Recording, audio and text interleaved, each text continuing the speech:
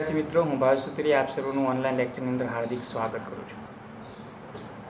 આપણે આફ્રિકામાં અને એશિયામાં સંસ્થાનવાદ વિશે જોયેલો હતો કે યુરોપના રાષ્ટ્રો હતા કે જે રાષ્ટ્રોએ એશિયાની અંદર અને આફ્રિકાની અંદર કોઈક ને કોઈક પ્રદેશો છે એ પોતાના કબજે કરેલા હતા. અને ત્યાર પછી ધીરે ધીરે કંપની શાસનની એશિયા અને આફ્રિકાના દેશોની અંદર શરૂઆત થાય છે. આગળ જોઈએ.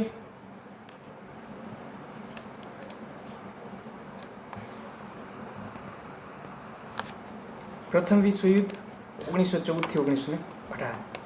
આધુનિક વિશ્વની કેટલીક હૃદયદ્રાવક અને અવિસ્મરણીય ઘટનાઓની અંદર પ્રથમ વિશ્વયુદ્ધનો સમાવેશ થાય છે. કોઈ એકાદ કે બે પ્રસંગો કે બે પરિબળોના કારણે ન હતું, તેની પાછળ અનેક કારણો જવાબદાર હતા. પ્રથમ વિશ્વયુદ્ધનો પ્રારંભ 1 ઓગસ્ટ 1914ના રોજ થયો હતો. જર્મનીએ સેડાનની લડાઈમાં ફ્રાન્સને પરાજય આપ્યો, તેથી ફ્રાન્સે ફ્રેન્કફર્ટની સંધિ જે કરવી પડી તે અનુસાર યુદ્ધ દંડના પોતાના બે પ્રદેશો આલ્સેસ અને લોરેન્સ જર્મનીને આપવા પડ્યા હતા. ફ્રાન્સ આ અપમાન ક્યારેય ભૂલી શકે તેમ ન હતું. આમ ફ્રેન્કફર્ટની સંધિ પ્રથમ વિશ્વયુદ્ધ માટે એક જવાબદાર કારણ બન્યું હતું. એક યુદ્ધના અંતમાં બીજા ભાવિ યુદ્ધના બીજ છે રોપાઈ ગયા હતા. ઇતિહાસની અંદર જેટલા યુદ્ધો થયા એ યુદ્ધો પાછળનું કોઈ એક કારણ પહેલેથી જવાબદાર હોય છે. એના બીજ છે એ અગાઉથી રોપાયેલા હોય છે. આધુનિક વિશ્વમાં 20મી સદીની એક અવિસ્મરણીય ઘટના ગણી શકાય પ્રથમ વિશ્વયુદ્ધ, કે જેમાં લાખો કરોડો લોકોનું જાન અને માલની નુકસાની થઈ. પ્રથમ વિશ્વયુદ્ધ છે એની માટે કોઈ એક કારણ જવાબદાર ન હતું. એની માટે પ્રત્યક્ષ અને અપ્રત્યક્ષ રીતે ઘણા બધા કારણો છે એ જવાબદાર ગણવામાં આવતા હતા.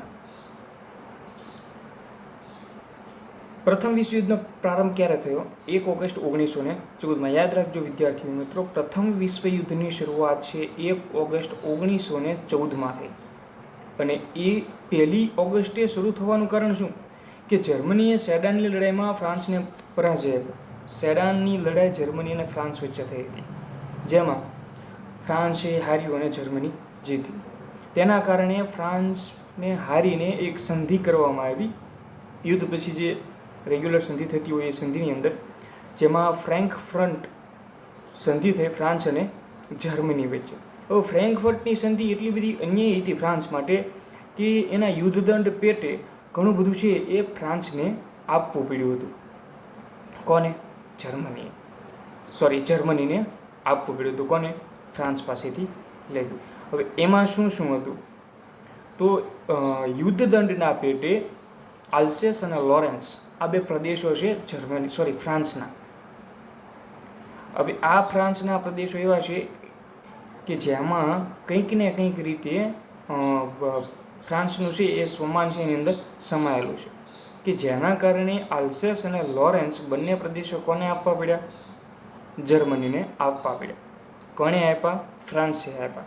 શા માટે આપ્યા? યુદ્ધદંડ પેટે આપ્યા. યુદ્ધદંડ એટલે શું? કે જ્યારે કોઈ યુદ્ધ થયું હોય, એક જીતેલો પક્ષ અને એક હારેલો પક્ષ, તો જે હારેલો પક્ષ છે એ જીતેલા પક્ષની નુકસાનીની ભરપાઈ માટે જે પ્રમાણે સંધિ કરવાનું કે એ પ્રમાણે સંધિ કરી દેવી જોઈએ, જેને યુદ્ધદંડ પેટેની સંધિ તરીકે ઓળખવામાં છે. સેમ આ જ થયું. જર્મની અને ફ્રાન્સ વચ્ચે સેડાનની લડાઈ થઈ, ફ્રાન્સ હાર્યું એટલે ફ્રેન્કફર્ટ નામની સંધિ થઈ. એ સંધિની અંદર ફ્રાન્સને આલ્સેસ અને લોરેન્સ નામના બે પ્રદેશો કોને આપવા પડ્યા? જર્મનીને આપવા પડ્યા, જેના કારણે એ પોતાનું અપમાન વિશ્વની અંદર થયું એવું માને છે. તો આ પ્રથમ વિશ્વયુદ્ધનું એક જવાબદાર કારણ બની ગયું કે પ્રથમ વિશ્વયુદ્ધની અંદર કદાચ એ સમયે જો વિશ્વયુદ્ધનો આગાજ થાય તો જર્મની અને ફ્રાન્સ વચ્ચે યુદ્ધ નિશ્ચિત હતું. એક યુદ્ધના બીજ છે બીજા યુદ્ધમાં છે એ રોકાઈ ગયેલા હોય છે. જોઈએ એના પરિબળો કયા કયા છે. પહેલું છે આર્થિક પરિબળ. 19મી સદીમાં ઇંગ્લેન્ડે એશિયા તથા આફ્રિકામાં વિશાળ સામ્રાજ્ય સમાવ્યું. 19મી સદી એટલે કઈ સદી? 1801 થી 1900 સુધી એશિયા અને આફ્રિકાની અંદર પોતાનું એક વિશાળ સામ્રાજ્ય જમાવ્યું હતું. તે પોતાના સંસ્થાનોનું આર્થિક શોષણ કરી ધનવાન બન્યું.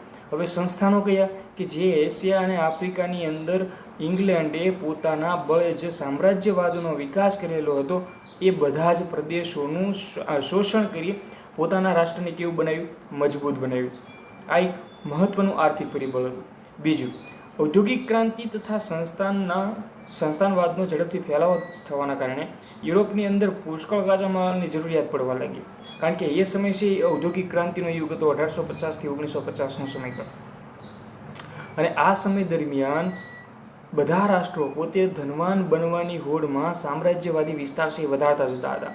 જે રાષ્ટ્ર ગુલામ બનશે એ ગુલામ બનેલું રાષ્ટ્ર અથવા જે એ ગુલામ રાષ્ટ્ર હશે એ ગુલામ રાષ્ટ્રમાંથી કાચો માલ છે એ પોતાના રાષ્ટ્રની અંદર લાવશે અને ત્યાં મેન્યુફેક્ચરિંગ કે ઉત્પાદન કરી એનો એ જ માલ પોતે જે રાજ્યની અંદર ગુલામ બનાવેલા હોય એ રાજ્યોને એ માલ છે એ વેચવા માટે આપશે. ઔદ્યોગિક ક્રાંતિ થઈ, કાચા માલની જરૂરિયાત ઊભી થઈ. 19મી સદીની છેલ્લા 25 વર્ષમાં જર્મનીએ એશિયા અને આફ્રિકાના બજારો મેળવવા માટે હરીફાઈ કરવા માંડી. કારણ કે હવે ઔદ્યોગિક ક્રાંતિ થવાના કારણે માલનું પુષ્કળ ઉત્પાદન થવા લાગ્યું. હવે માલનું પુષ્કળ ઉત્પાદન થાય તો સ્વાભાવિક છે કે એને વેચવા માટે સારા એવા બજારની જરૂરિયાત રહે. જો તમારી પાસે સંસ્થાનવાદ અથવા પોતાના વિસ્તારની નીચે કોઈ સામ્રાજ્ય હોય પોતાના વિસ્તારની અંદર તો ત્યાં તમે માલ છે વેચી શકો. કારણ કે બીજા જે સામ્રાજ્યો છે એ કોઈ બીજા રાષ્ટ્ર પાસે છે તે તમને માલ વેચવા આપશે નહીં. કે જેના કારણે માલ વેચવા માટે એશિયા અને આફ્રિકાના માર્કેટોની અંદર યુરોપિયન રાષ્ટ્રોની હરીફાઈ થવા લાગી. જર્મનીએ ઇંગ્લેન્ડ તથા ફ્રાન્સની તુલનાએ સસ્તો માલ આપ્યો. હવે આ એક હરીફાઈ તત્વ છે કે જર્મનીએ ઇંગ્લેન્ડ અને ફ્રાન્સને સસ્તો માલ આપ્યો. તેણે એશિયા તથા આફ્રિકામાં ઇંગ્લેન્ડના ફ્રાન્સના બજારો આ રીતે તોડવા માંડ્યા. પરિણામે એક બાજુ જર્મની અને બીજી બાજુ ઇંગ્લેન્ડ વચ્ચે તીવ્ર સ્પર્ધાઓ થઈ. હવે આ સ્પર્ધાઓ શાના માટે થઈ? માલ વેચવા માટે. કારણ કે આર્થિક પરિબળ કોઈ રાષ્ટ્ર માટે મહત્વનું અને મજબૂત ગણવામાં આવે છે કે જેનું આર્થિક પરિબળ આર્થિક રીતે મજબૂત જે રાષ્ટ્ર જે વિસ્તાર હોય તે કોઈ પણ કામ છે સહેલાઈથી પાર પાડી શકે છે. અને એ આર્થિક શક્તિ મેળવવા માટે એશિયા અને આફ્રિકાની અંદર બજારોની શોધમાં હતા, જેમાં યુરોપિયન રાષ્ટ્રો એકબીજાની હરીફાઈમાં હતા, જેમાં જર્મની અને ઇંગ્લેન્ડ વચ્ચે સૌથી વધારે અને વિશેષ પ્રમાણમાં હરીફાઈ હતી. બીજું પરિબળ છે લશ્કરવાદ. એટલે લશ્કરવાદ એટલે વાદનો મતલબ વાદ વિવાદ નહીં, પરંતુ એક પ્રકારની સ્પર્ધા કે કોની પાસે સૌથી વધારે લશ્કર હોય, કોની પાસે સૌથી વધારે શસ્ત્રો હોય વગેરે વગેરે. યુરોપના રાષ્ટ્રોમાં પ્રાદેશિક વિસ્તાર માટે જે હરીફાઈ થઈ તેના માટે લશ્કરી બળ આવશ્યક અને મહત્વનું છે. ઇંગ્લેન્ડ, ફ્રાન્સ, ઓસ્ટ્રિયા, રશિયા વગેરે રાષ્ટ્રોએ પોતાની સૈન્ય તાકાત ધીરે ધીરે વધારવા માંડી. તો જો કે યુરોપના રાષ્ટ્રોમાં પ્રાદેશિક વિસ્તાર માટે જે હરીફાઈ થઈ હતી, હરીફાઈ ક્યાં થઈ હતી? એશિયા અને આફ્રિકાની અંદર. હવે કોઈ પણ દેશનો વિસ્તાર વધે, સામ્રાજ્ય વધે એટલે લશ્કરની જરૂરિયાત ઊભી થાય. તો લશ્કર પણ ધીરે ધીરે વધારવા માંડ્યું કે જેમાં ઇંગ્લેન્ડ, ફ્રાન્સ, ઓસ્ટ્રિયા, રશિયા વગેરે. જો આ શબ્દ ઓસ્ટ્રિયા છે અને ઓસ્ટ્રિયા એક દેશ છે, ઓસ્ટ્રેલિયા પણ દેશ છે, બંને અલગ છે. રાષ્ટ્રોએ પોતાની સૈન્ય તાકાત છે ધીરે ધીરે વધારવા માંડી. જાપાન, ઇટાલી, જર્મની જેવા કેટલાક રાષ્ટ્રોમાં તો ફરજિયાત લશ્કરી તાલીમ શરૂ થઈ ગઈ. ઘણા રાષ્ટ્રો એવા હતા કે જે રાષ્ટ્રોએ પોતાના દેશની લશ્કરી સ્થિતિ મજબૂત બનાવવા માટે પોતાના દેશના દરેક લોકોને અપીલ કરી કે ફરજિયાત તેઓ લશ્કરને અમુક વર્ષ આપે. પોતાના રક્ષણના બહાના નીચે શસ્ત્રોનું ઉત્પાદન છે એ વધવા લાગ્યું. આ રાષ્ટ્ર આટલા શસ્ત્રોનું ઉત્પાદન કરે તો એનાથી મજબૂત થવા માટે બીજું રાષ્ટ્ર છે આટલું વધારે શસ્ત્રોનું ઉત્પાદન કરે. આમ લશ્કરવાદને ઉત્તેજન મળ્યું અને આર્થિક સ્પર્ધાઓમાં લશ્કરી સ્પર્ધા ઉમેરતા યુદ્ધનું વાતાવરણ કેવું બન્યું? ઉગ્ર બન્યું. હરીફાઈ ક્યાંથી શરૂઆત થઈ હતી? આર્થિક સ્થિતિથી. એ આર્થિક સ્થિતિ મજબૂત કરવા માટે લશ્કરનો વધારો કરવા માંડ્યો. લશ્કરનો વધારો કરતાં સશસ્ત્રો એટલે કે શસ્ત્રો અને શસ્ત્રોનો વધારો કરવા માંડ્યો કે જેના કારણે લશ્કરને ઉત્તેજન મળ્યું. આર્થિક સ્પર્ધાઓમાં લશ્કરી સ્પર્ધાઓ ઉમેરતા વાતાવરણ આખું વિશ્વનું કેવું બની ગયું? આખું યુદ્ધમય બની ગયું. અને એ સ્થિતિ કદાચ કોઈની બાયોગ્રાફી વાંચો એ સમયના કોઈ મહાન વ્યક્તિની તો એવું કે ક્યારેય યુદ્ધ થાય તેની કોઈ સંભાવના ન હતી. ગમે ત્યારે યુદ્ધ ફાટી નીકળે તેવું હતું. એટલે કે વિશ્વના એકબીજા રાષ્ટ્રો પોતાની જે લશ્કરી તાકાત છે એ મજબૂત કરવા માટે સતત પ્રયત્નશીલ રહેતા હતા. ત્રીજું છે જૂથબંધી અને ગુપ્ત સંધિઓ. પ્રથમ વિશ્વયુદ્ધ, જો જૂથબંધી એટલે એક પ્રકારે બે દેશો ભેગા થાય, 3 દેશોનું જૂથ બને, 5 દેશોનું જૂથ બને, એ રીતે જૂથબંધી. અને ગુપ્ત સંધિઓ કઈ કે એક રાષ્ટ્ર બીજા રાષ્ટ્ર સાથે ગુપ્ત સંધિ કરે કે જે એ સંધિની વિશેષ માહિતી વિશ્વના કોઈ પણ દેશ પાસે કે કોઈ પણ વ્યક્તિ પાસે ન હોય. ફોર એક્ઝામ્પલ, કોઈ પણ દેશ છે ઓસ્ટ્રિયા અને જર્મની વચ્ચે, માત્ર ઉદાહરણ કહું છું, ઓસ્ટ્રિયા અને જર્મની વચ્ચે કોઈ ગુપ્ત સંધિ થાય તો એવું કહે કે આ દેશ આક્રમણ કરે તો તમારે એને સપોર્ટ નહીં કરવાનો, ડાયરેક્ટલી અથવા ઇનડાયરેક્ટલી એમને સપોર્ટ કરવાનો. આ રીતે ગુપ્ત સંધિઓ થાય. અથવા શસ્ત્રોની પણ ગુપ્ત સંધિઓ થાય કે અમારા ઉપર આક્રમણ થશે તો તમે શસ્ત્રો આપજો, તમારા ઉપર આક્રમણ થશે તો અમે શસ્ત્રો તમને પ્રોવાઈડ કરીશું, વગેરે વગેરે. પ્રથમ વિશ્વયુદ્ધ સર્જાવામાં જૂથબંધી અને ગુપ્ત કરારોએ ઘણો બધો મહત્વનો ભાગ ભજવ્યો. પ્રથમ વિશ્વયુદ્ધ પહેલાં વિશ્વમાં 2 જૂથોની અંદર વહેંચાઈ ગયું. પ્રથમ વિશ્વયુદ્ધ પહેલાં વિશ્વ 2 જૂથોમાં વહેંચાઈ ગયું. 2 જૂથો શા માટે થયા? કારણ કે ગુપ્ત સંધિઓ અને જૂથબંધીના કારણે વિશ્વ આખું 2 સ્થિતિમાં વહેંચાઈ ગયું. એટલે કે 2 ગ્રુપ પડી ગયા આખા વિશ્વની અંદર. સ્વાભાવિક છે કે આખા વિશ્વની અંદર 2 ગ્રુપ હશે તો યુદ્ધ થશે એ નિશ્ચિત બાબત હતી. એક બાજુ જર્મની, ઓસ્ટ્રિયા, હંગેરી, બલ્ગેરિયા, તુર્કિસ્તાનનું જૂથ, અને બીજી બાજુ ઇંગ્લેન્ડ, ફ્રાન્સ, રશિયા અને જાપાનવાળું જૂથ. બંને જૂથો વચ્ચે ઈર્ષા, દુશ્મનાવટ, શંકા, કુશંકા, ભય, તિરસ્કારની ભાવના પેદા થઈ કે જે પ્રથમ વિશ્વયુદ્ધ માટે એક પરિબળ બન્યું. જૂથબંધીઓ અને ગુપ્ત સંધિઓ પણ એક પરિબળ કહી શકાય. કારણ કે આપણે લડતમાં આપણે એકલા હોય ને તો આપણું જે બળ હોય અને લડતમાં આપણી સાથે એક આખું જૂથ હોય અને એ બળ હોય, એ બંને વચ્ચે ઘણો બધો તફાવત જોવા મળે છે. આ જૂથબંધીને કારણે એકબીજા દેશો વચ્ચેનો વિશ્વાસ એ થોડો ઓછો થયો કે જેના કારણે તિરસ્કારની ભાવનાઓ પેદા થઈ અને કોઈ રીતે યુદ્ધની તરફ દોરી જાય છે. ચોથી બાબત, ઉગ્ર રાષ્ટ્રવાદની ભાવના. રાષ્ટ્રવાદ એટલે કોઈ પણ દેશ પ્રત્યે હક, ફરજ અને પોતાના દેશ માટે કંઈ પણ કરવું ને એને રાષ્ટ્રવાદ કહેવાય. પણ ઉગ્ર રાષ્ટ્રવાદ એટલે શું? માત્ર પોતાના દેશ માટે કરવું, બીજા રાષ્ટ્રો માટે કંઈ પણ ન કરવું, ભલે તે સાચું હોય કે ખોટું હોય, તેને ઉગ્ર રાષ્ટ્રવાદ કહેવાય. ઉગ્ર રાષ્ટ્રવાદ છે એ એક રીતે છે એ થોડુંક કટ્ટરપંથી જેવું કહી શકાય કે જે આખરે દેશને નુકસાન કરે છે. બેલ્જિયમ અને ગ્રીસની સ્વતંત્રતા તેમજ ઇટાલી અને જર્મનીનું એકીકરણ રાષ્ટ્રવાદના પરિણામો હતા. બેલ્જિયમ અને ગ્રીસની સ્વતંત્રતા અને એ સમય દરમિયાન ઇટાલી અને જર્મનીનું જે એકીકરણ થયું, એ એકીકરણથી એક રીતે જોઈએ ને તો યુરોપની અંદર જે રાષ્ટ્રવાદની જે ભાવના હતી એને ઉગ્ર સ્વરૂપ અને સંકુચિત સ્વરૂપ ધારણ કર્યું કે કોઈ પણ દેશ માટે મરી મીટવા માટે લોકો તૈયાર થાય, પરંતુ સામેનો દેશ કોણ છે કોણ નથી એ કાંઈ નહીં, પરંતુ પોતાનો દેશ એ સર્વશ્રેષ્ઠ માનો, જેને ઉગ્ર અને સંકુચિત રાષ્ટ્રવાદ તરીકે ઓળખવામાં આવે છે. યુરોપમાં આર્થિક ખેંચતાણ હતી જ પહેલેથી. સ્પર્ધાઓ કે માર્કેટ કોના પાસે હોય, ખેંચતાણો, પ્રતિસ્પર્ધાઓ અને સામ્રાજ્યવાદ એટલો બધો વધી ગયો હતો કે એકબીજાના રાષ્ટ્રોના હિતો છે એ ટકરાવા લાગ્યા, એકબીજા રાષ્ટ્રના વિચારો છે એ ટકરાવા લાગે. અને સ્વાભાવિક છે કે જો એક રાષ્ટ્ર બીજા રાષ્ટ્ર પ્રત્યે પ્રતિસ્પર્ધાઓ, ઉગ્ર આક્રમક વાતાવરણ, એટલે કે એક રાષ્ટ્ર કોઈ પણ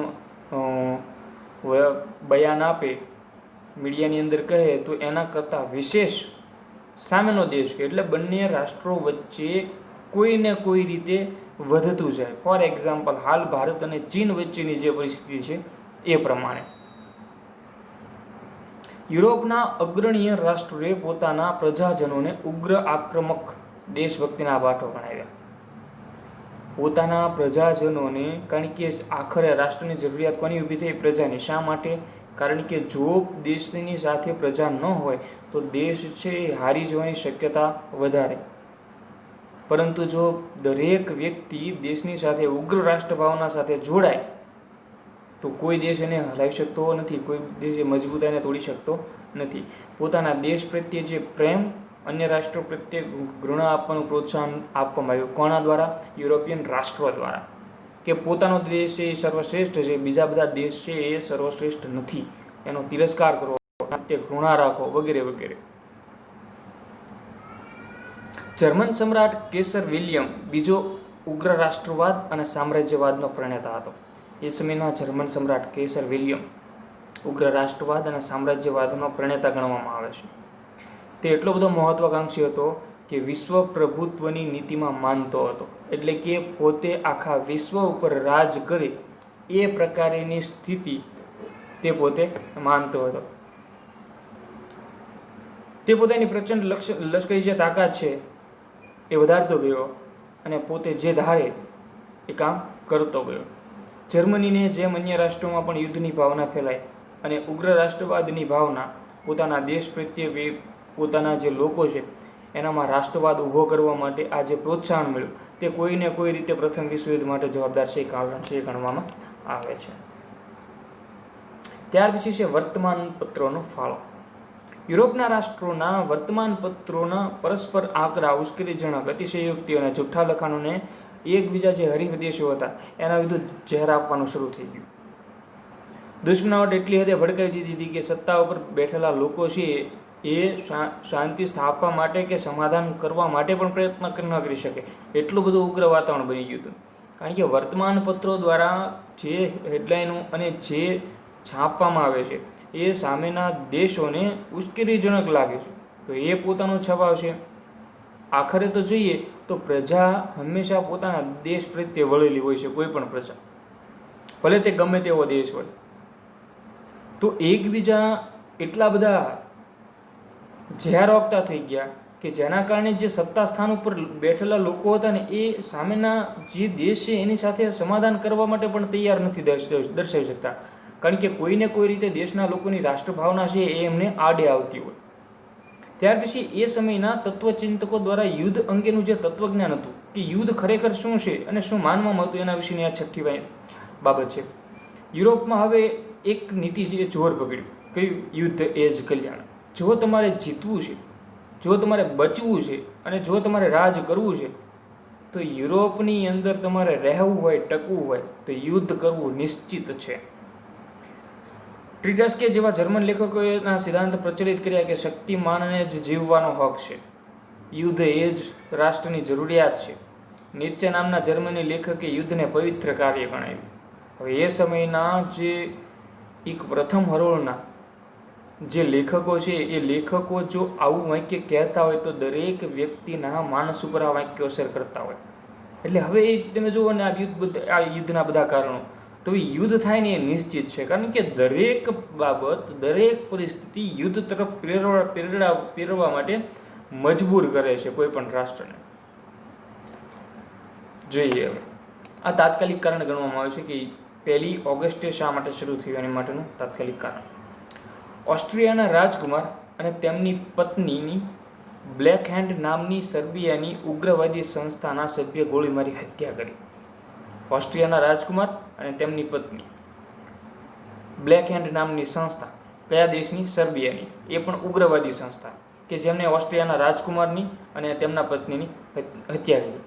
આ ઘટના પાછળ સર્બિયાનો હાથ હોવાનો ઓસ્ટ્રિયાએ આક્ષેપ મૂક્યો અને 48 કલાકમાં તેના ગુનેગારોને પકડીને ઓસ્ટ્રિયા સમક્ષ હાજર કરવાનું સર્બિયાને એક પ્રકારની ડેડલાઇન કે આખરી નામું આપ્યું.